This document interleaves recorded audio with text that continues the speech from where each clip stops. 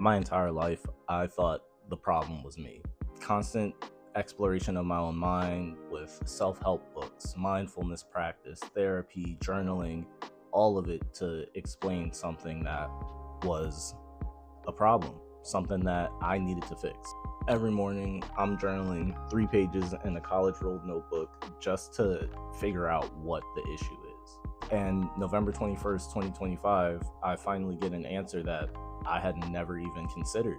But let me take you a little further back.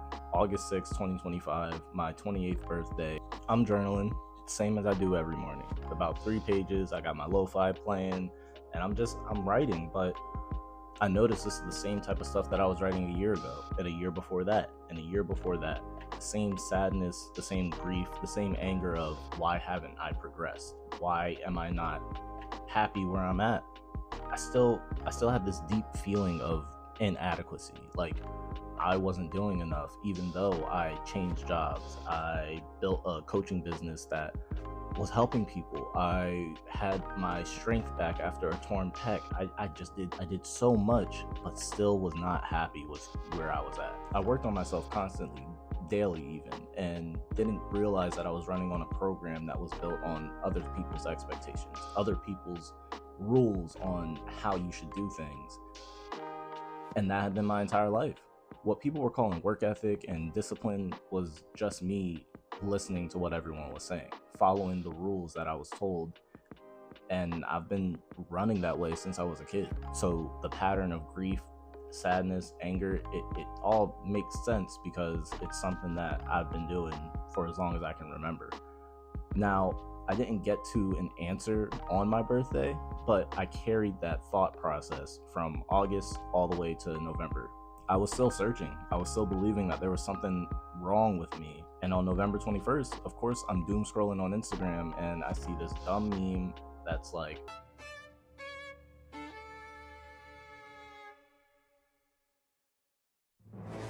and of course I was like, I would know this can't be me. So that begins the research phase. That begins me deep diving. What is this ADHD we're talking about? How can you be autistic and ADHD? Autism, you need an aid, you need help. That was my mindset at the time. I didn't see that and get excited and go, wow, this is me. I saw that and was like, why does this seem like something that I've been struggling with? But I will say this opened up something in me. It made me go, like I said, into this deep research phase where I'm trying to figure out everything about everything. And I did for 5 days straight. I was just researching online. I checked out the guy's page.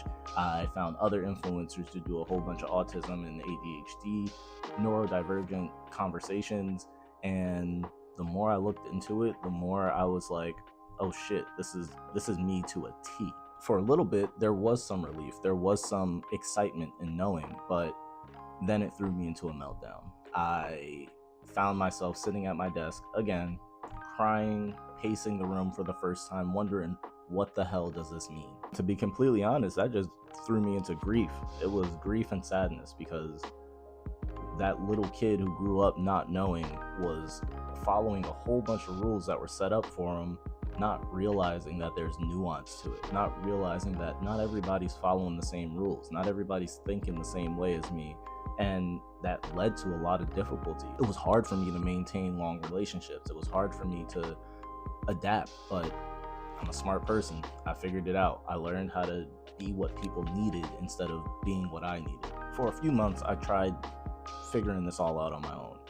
I came to some people that I loved, people that I trusted, and told them a bit about it, but realized there wasn't much understanding and I needed a medical professional or somebody who's been through the process before. In doing that, I finally got diagnosed ADHD and started medication and realized, oh, I have not been running at 100%, like ever in my life. And that was sort of my wake up call. That was really the moment where I go, okay, I'm not making this up. This is something that can be diagnosed. This is something that is genuinely affecting me and something that I can make change with. And then this past April 2026, I decided, you know what? I'm just going to be me. I'm going to unmask and I'm going to just show every part of me, whether it's online, out with friends, whatever the case is. I'm going to listen to myself and do what's right for me. And everything started to align. Granted, it's still really difficult, but things make a lot more sense. And the thing is, the diagnosis didn't create any problems. The diagnosis really just highlighted the problem that had been running my entire life, especially over the past 10 years as I got into lifting and wanted to change my body. It was all in the attempt to figure out something was wrong. Of course, the overweight kid must just get his body right and then everything will connect. And that didn't work. I got strong, I got fit, and my mind was still wondering what the problem was. Fitness was supposed to be the thing that saved me, and then 2021, I actually tore my pec right off the bone. 360 pounds that I should not have attempted because my mindset was just following that rule of no pain, no gain. Of course, I got a little pain there, but hey, push through. That's the mindset. Just push through it, right? And that injury was my wake up call. That injury was the thing that started the whole entire, maybe I'm not doing something right, but I had to sit with that for 5+ years. It was a lesson. It was something for me to learn from.